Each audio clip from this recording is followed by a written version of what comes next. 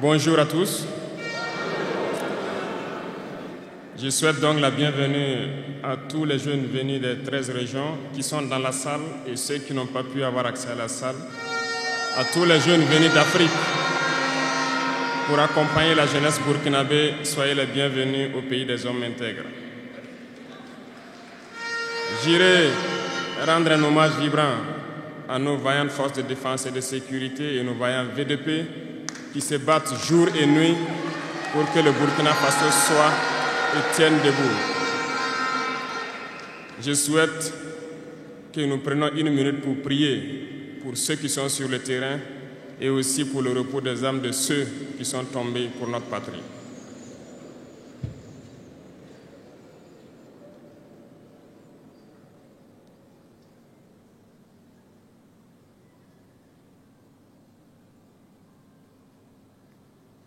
Je vous remercie.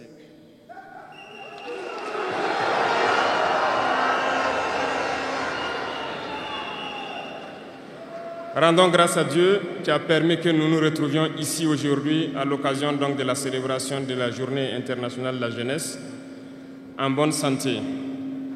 Je le dis très souvent parce que l'être humain oublie souvent Dieu lorsqu'il n'a pas de problème, lorsqu'il est dans le bonheur. Mais quand viennent les soucis, c'est là qu'on se rappelle de Dieu. Rendez grâce tous les jours pour le souffle de vie et pour la santé. Jeunesse. Jeunesse du Burkina, jeunesse d'Afrique. La jeunesse, cette phase de la vie où l'on a assez de force, assez d'énergie, comme le paraphrasait donc le slammer qui vient de passer. La jeunesse, c'est l'époque où on n'a pas assez de temps. Nous devons profiter du temps qui nous est donné, utiliser l'énergie nécessaire pour atteindre nos objectifs, pour changer le monde, changer notre monde, changer le monde des autres, positivement. Les enfants souhaitent grandir pour être jeunes. Les personnes âgées souhaitent redevenir jeunes. Tout le monde veut être jeune. La jeunesse est une bénédiction. Alors profitez de la jeunesse pour faire œuvre utile. Voilà pourquoi quand je vois dans le thème choisi, les deux premiers mots nous interpellent.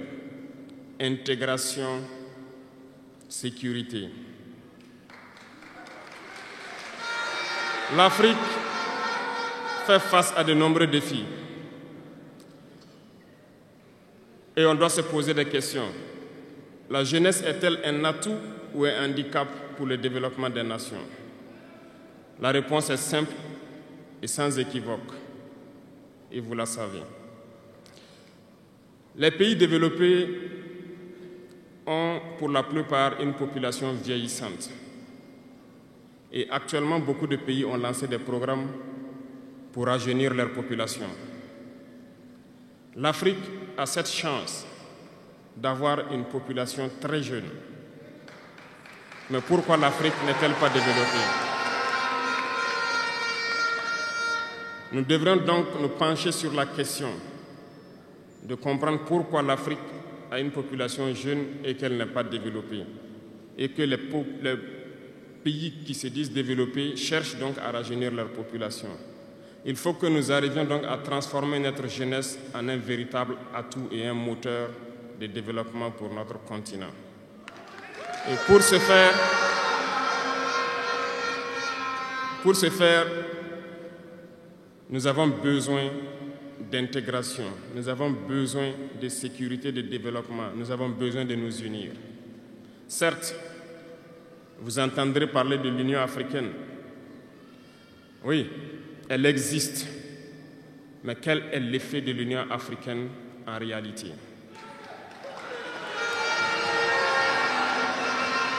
Nous ne pourrons pas parler d'intégration dans le thème et de ne pas parler de l'Union africaine. Parce que c'est cette organisation qui devrait nous unir, créer l'intégration réelle. Mais nous sommes au regret de voir ces guerres qui persistent sur le continent africain. qui tue des millions de jeunes et que cette organisation, qui est à la tête d'États pourvus d'armées, n'arrive pas à s'organiser pour soutenir certains pays. L'union n'est pas juste un mot. L'union, c'est un symbole. Et nous, jeunes, devrions apprendre leçon de cette situation pour nous unir, pour faire de l'intégration une réalité.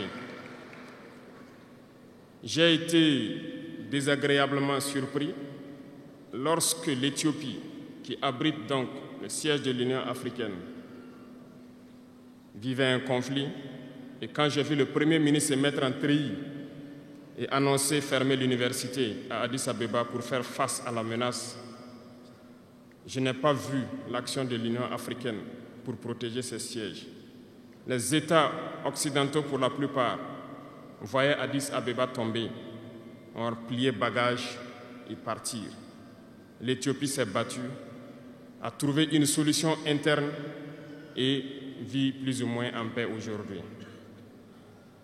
Les enfants du Congo meurent depuis des années. Plusieurs autres conflits, tels au Soudan, existent sur le continent. Nous aurions aimé voir l'Union africaine générer les forces et toutes les stratégies nécessaires pour soutenir ces États pour qu'ils puissent retrouver la paix. Nous ne viendrons même pas parler de nous ici au Sahel. Depuis près de 10 ans, le Sahel est le théâtre du terrorisme international. Mais nous ne voyons aucun soutien de ces organisations pour trouver une solution à ce problème.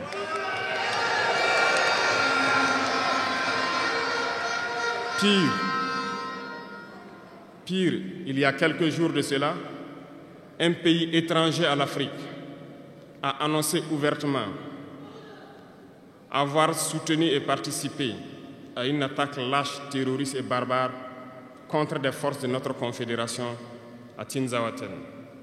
L'Union africaine n'a pipé aucun mot pour condamner cette ingérence.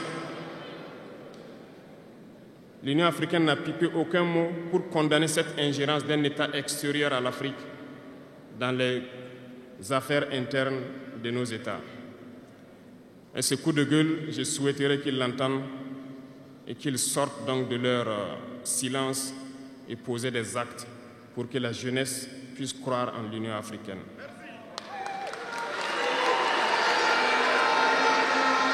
Il nous faut nous unir. Il nous faut nous unir et la seule manière de s'unir, c'est de se parler, de se comprendre et de pouvoir donc asseoir les bases de cette unité-là. Et jeunes, laissez-moi vous dire que pour s'unir, il y a 3 mots, 3 grands vices qu'il faut bannir de nos comportements et de notre vie. Je parle de la lâcheté, la traîtrise et l'incompétence.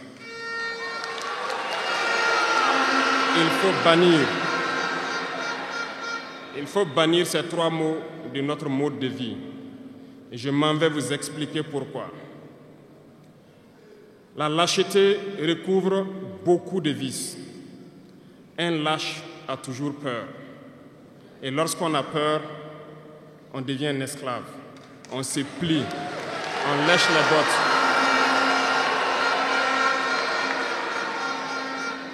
Nos ancêtres n'ont pas été lâches.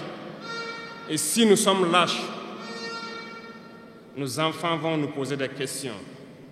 Imaginez qu'au Burkina, nous refusions de nous battre et nous acceptons de nous soumettre, de vivre l'esclavage.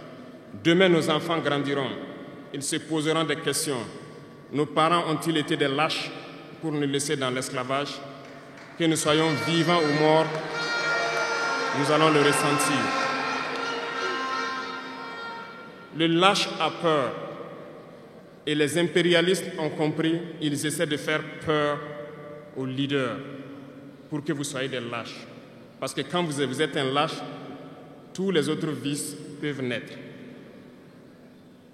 On fait tout pour que nous ayons peur.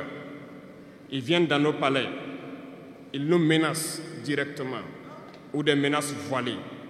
Bien sûr, nous répondons comme il le faut. Ils essaient de nous faire comprendre. Ils prennent chaque fois des exemples. Ils nous diront, vous savez, Thomas Sankara a essayé de faire comme ça, mais il est où? Il est mort. Le président haïtien, il a essayé de faire comme ça, il est où? Il est mort. Kadhafi a essayé comme ça, il est où? Il est mort. Voilà des propos qu'on nous tient de manière voilée pour nous faire peur. Et pire, nous voyons aussi souvent certains jeunes essayer d'emboîter le pas d'une autre manière. On peut les entendre dire « telle personne a régné ainsi, il est à la CPI. Telle personne a régné ainsi, il est en prison. » Tout ça pour essayer de nous faire peur, pour qu'on devienne des lâches. Mais je pense qu'ils n'ont pas compris quelque chose. Quand nous disons la patrie ou la mort, nous vaincrons, ce n'est pas qu'une phrase. Ce n'est pas qu'une phrase, ça a tout son sens. Nous n'avons pas peur et nous n'aurons jamais peur. Nous continuerons notre lutte.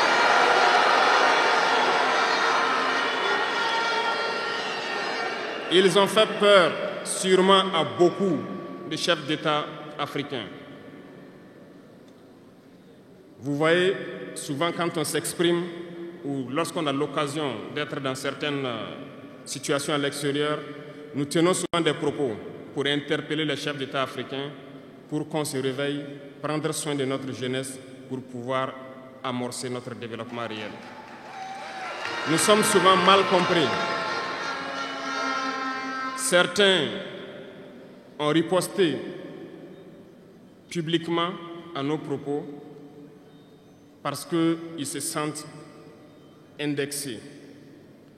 Mais je peux vous assurer, jeunesse, que lorsque nous nous retrouvons dans les couloirs, ces mêmes chefs d'État nous disent « Vous êtes sur la bonne voie, c'est ce qu'il faut faire pour que l'Afrique puisse s'en sortir. »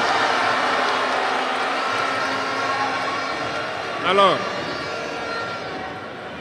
nous leur posons des questions à savoir pourquoi vous ne faites pas comme nous, pourquoi vous ne nous accompagnez pas. Certains nous disent qu'ils ont les mains liées, certains nous disent qu'ils ne peuvent pas. Chers aînés, chefs d'État africains, du haut de cette tribune, donc, je souhaiterais dire que les peuples africains sont les peuples les plus pacifiques. Lorsque vous reconnaissez un tort, il faut le dire au peuple. Que nous n'ayons pas peur demain de sortir et dire au peuple, nous nous excusons, nous avions été compromis, nous avons des biens mal acquis, on nous a compromis par plusieurs choses et que nous demandons pardon et nous revenons sur la bonne voie. Et de commencer à travailler réellement pour l'indépendance de nos États et notre émancipation. Et je pense que c'est possible. Si nous restons dans cette posture de peur, nous serons lâches et l'histoire nous jugera. Nos enfants poseront des questions, nos petits-enfants poseront des questions. Nous sommes en train d'écrire l'histoire, il n'y a pas de place pour la lâcheté. Si nos ancêtres avaient été lâches, nous ne serions pas là. Souvenez-vous, je vous prends un exemple des peuples Bamileke et Bassa, je veux parler des Camerounais. L'Union des populations du Cameroun, qui depuis les années 50 a commencé une lutte implacable contre les colons. Mais ils ont été massacrés. Les armées coloniales françaises en son temps ont déversé des bataillons d'infanterie, des chars, des hélicoptères, ont anéanti des villages entiers. Les tortures les plus inhumaines ont eu lieu en cette période. Vous pourrez faire des recherches sur ce qu'ils appelaient la balançoire ou le bac à ciment. Des centaines de milliers de populations ont été décimées ainsi en Afrique parce qu'ils ont osé demander aux colons de quitter leur terre. Ça a abouti à une guerre civile qui a duré plusieurs années. C'est pour dire que des gens ont osé, ont affronté à main nue les impérialistes pour que nous soyons là. Il n'y a pas de raison que nous ne puissions pas affronter les impérialistes pour que nos générations à venir puissent vivre. Il y a beaucoup d'exemples à travers l'Afrique d'hommes courageux qui ont refusé d'être lâches, qui ont combattu, qui ont fait face. Eh bien, soyons dignes de ces gens. Nous sommes leurs descendants et soyons dignes d'eux. Un lâche ne peut pas être digne. Ne soyons pas lâches, jeunesse africaine. Parce qu'un lâche est toujours un traître. Et ça va de pair. Ils essaieront de nous faire peur pour que nous soyons lâches. Et si nous sommes lâches, nous allons trahir. Il faut bannir la traîtrise de nos habitudes. Des Africains ont été traîtres pour que la traite négrière réussisse en Afrique. C'est parce que des Africains ont été traîtres que la colonisation a pu tenir en Afrique. Interrogeons l'histoire, nous le verrons. Patrice Lumumba a été trahi parce qu'il a osé tenir tête.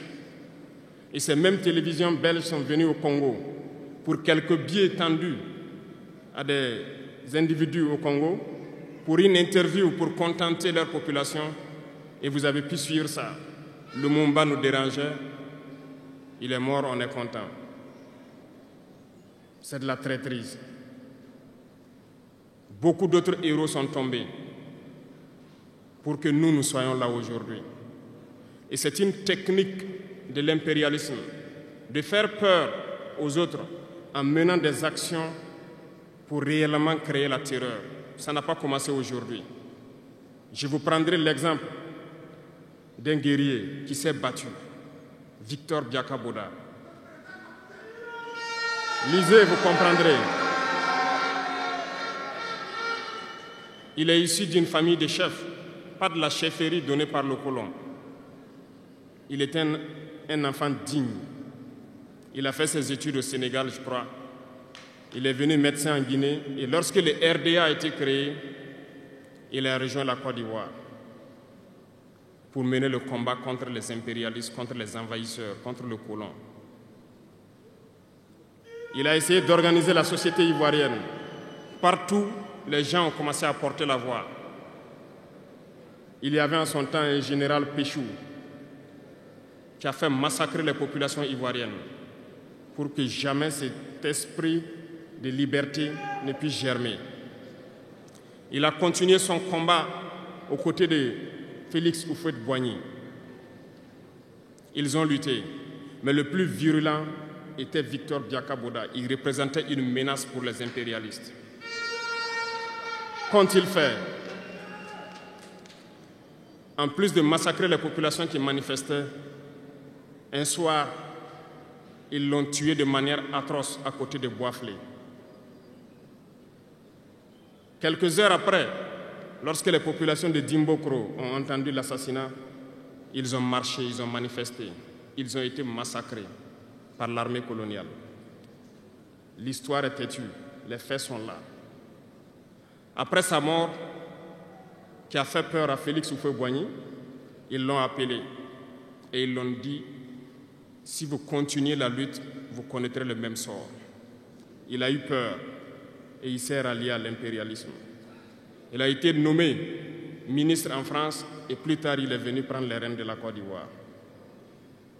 Et ils l'ont utilisé pour éliminer beaucoup d'autres personnes qui osaient lever la voix. Et je pense que Thomas Sankara est un bel exemple.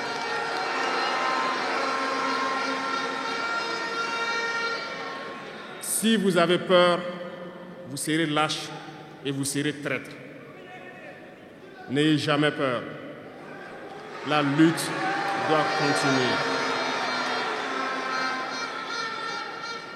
Il y a beaucoup d'autres exemples à travers le monde. Et il y a ce phénomène qu'ils ont aussi utilisé depuis belle lurette et qu'ils continuent d'utiliser. Voyez-vous, certains individus, par exemple, se sont retrouvés dans d'autres pays et créé, soi-disant, un gouvernement parallèle au gouvernement du Mali. Vous avez entendu cette histoire. Ce n'est qu'une technique qui a existé dans le temps. Je vais vous prendre l'exemple de Ahmed Chalabi, l'Irak. Ce professeur de mathématiques, qui a même été dans le gouvernement irakien, a été récupéré par les impérialistes et il a formé ce semblant de gouvernement parallèle à l'Irak, aux États-Unis. Et on l'a utilisé pour être donc le mouton de sacrifice, parce que c'est à lui qu'on a dit de prononcer publiquement que Saddam Hussein développait des armes de destruction massive. Et il l'a fait. Ils l'ont utilisé. Et cet alibi a été utilisé pour tuer des millions d'enfants en Irak et détruire l'Irak. Et vous savez quel a été le sort de Chalabi? Un soir, après une interview, dans l'interview, il disait même qu'il sait que la CIA est sur son dos. Quelques heures après, il a été retrouvé mort dans son lit, mort de crise cardiaque. Si vous trahissez, vous aurez des fins macabres. C'est ainsi. L'impérialisme n'a pas d'amis. L'impérialisme vous utilise et quand il finit de vous utiliser, il fait de vous ce qu'il veut. Suivez mon regard, vous comprenez de quoi je parle. Ça a toujours été comme ça.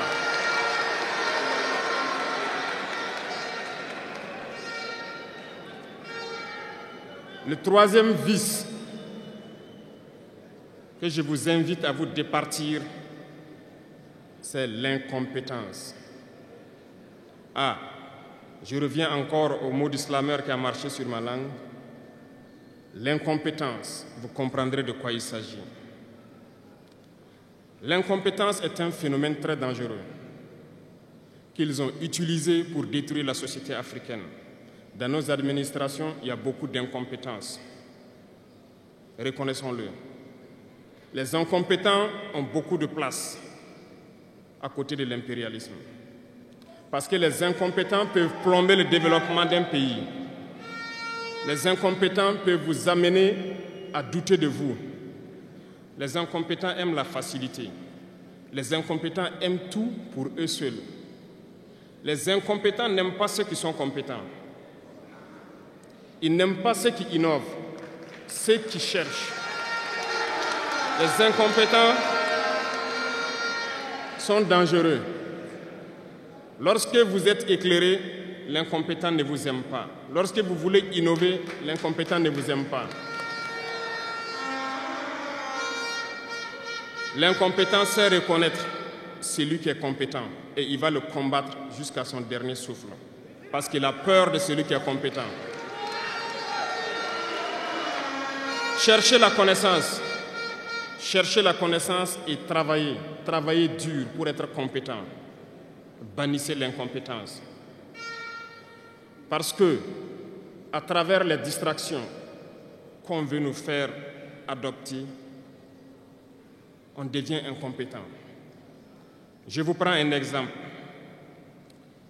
Les réseaux sociaux sont les lieux de publication des informations aujourd'hui. Les gens s'informent à travers Internet et beaucoup de choses.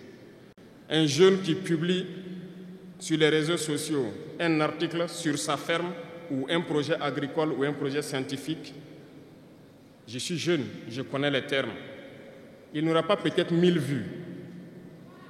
Mais un jeune qui publie sur des futilités, ce que moi j'appelle du n'importe quoi, il a des millions de vues.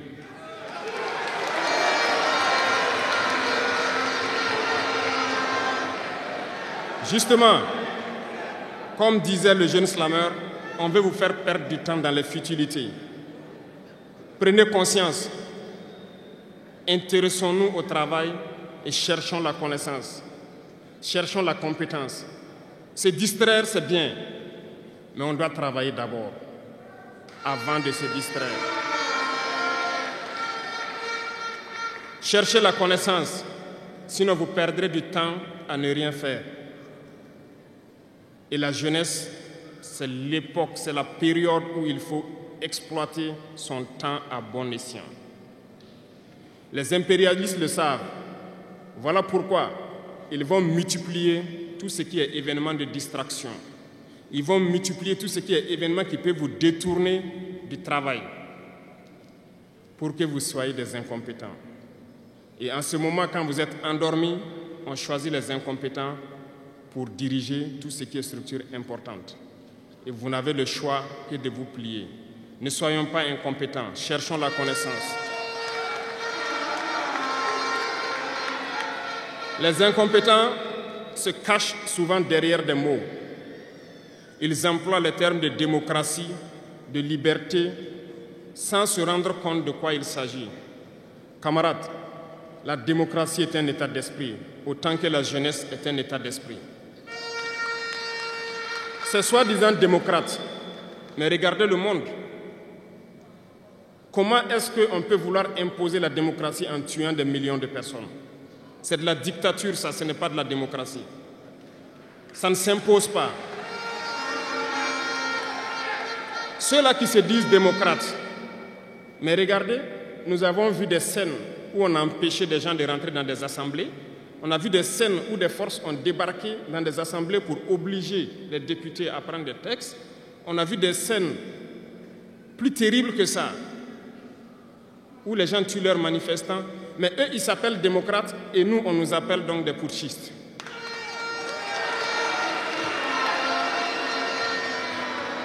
Si c'est ça la démocratie, je répète, nous ne voulons pas de cette démocratie.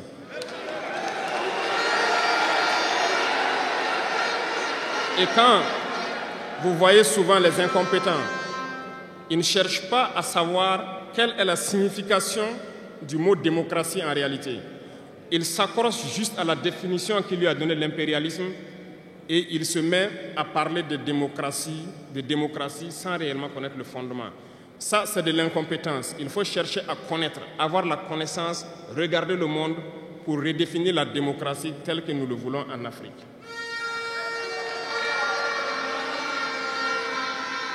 Les incompétents se cachent derrière les libertés. Retenez une chose, il n'y a pas de liberté individuelle qui existe. C'est un fait. Vous pensez vraiment que chacun est libre? La liberté est collective.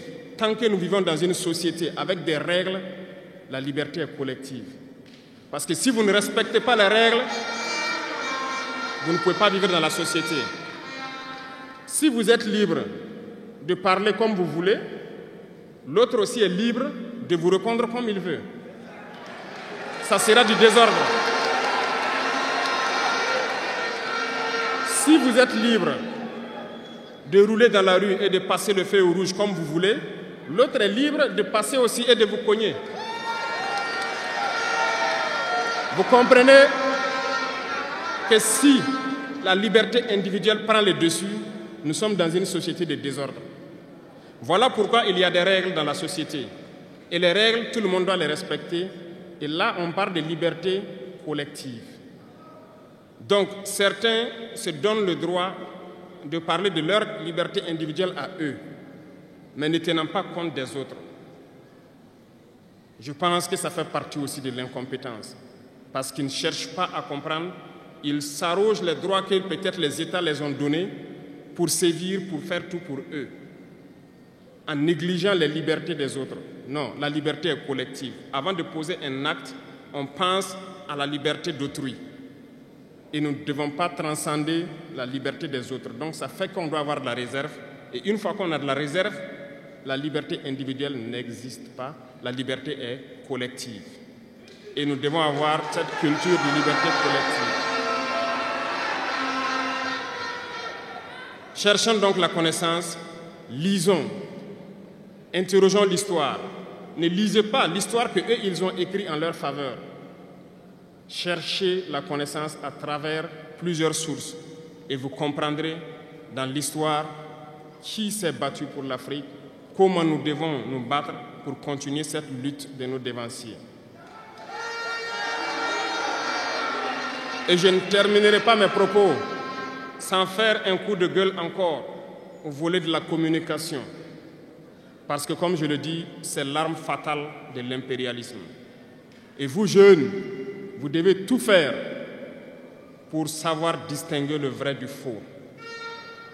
Nous continuerons à démonter les mensonges des médias impérialistes qui essaient de toujours créer des soucis en Afrique. Parce que ces médias, par leur bouche, ils peuvent vous rendre un roi demain. Par leur bouche, ils peuvent vous faire quitter de votre position de roi et vous rendre un piètre esclave demain. Faites attention. Je suivais une émission, malheureusement, il n'y a pas longtemps, burkinabé, où un jeune journaliste a sorti une phrase qui m'a laissé un peu perplexe. Il parlait de la Corée du Nord. Et le journaliste a dit, mais il meurt de faim en Corée du Nord.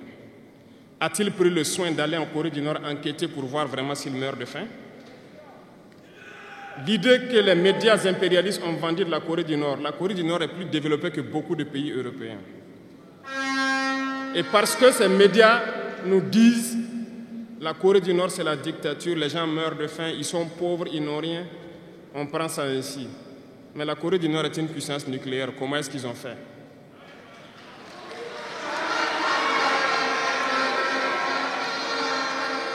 Faisons attention à la communication. Il ne faut pas suivre de manière aveugle ces médias menteurs qui ne cherchent qu'à diviser l'Afrique. C'est logique, ils se battent pour les intérêts de leur peuple. Et l'intérêt de leur peuple, c'est que l'Afrique soit divisée. Alors, jeunesse du Burkina, jeunesse d'Afrique, il faut qu'on s'unisse. Il faut bannir la lâcheté, il faut bannir l'incompétence, il faut bannir la traîtrise et tous les vices dans nos sociétés. Nous avons des occasions de nous parler. On rend grâce à Dieu de ces occasions que nous avons chaque fois de nous parler, de nous conscientiser. Et je vous invite à repartir encore lire, à se mettre au travail pour que l'Afrique que nous voulons, autosuffisante alimentairement, soit une réalité. Pour que l'Afrique que nous voulons pour un développement harmonieux soit une réalité. Parce que je reviens sur votre thème. Il n'y a pas de paix et de sécurité sans développement. Les deux vont de pair. S'il n'y a pas de développement, il n'y a pas de sécurité. Parce que s'il n'y a pas de développement, la jeunesse va forcément se retrouver dans les vices. Et il n'y aura pas de sécurité. S'il n'y a pas de sécurité aussi, il n'y a pas de développement. Donc les deux doivent aller de pair. Intégrons cela dans nos combats pour que nous puissions nous battre et nous développons. Allons-y vers la production. Produisons suffisamment. Transformons sur place nos matières premières pour que ce soit bénéfique pour nos populations et envie d'exporter cela.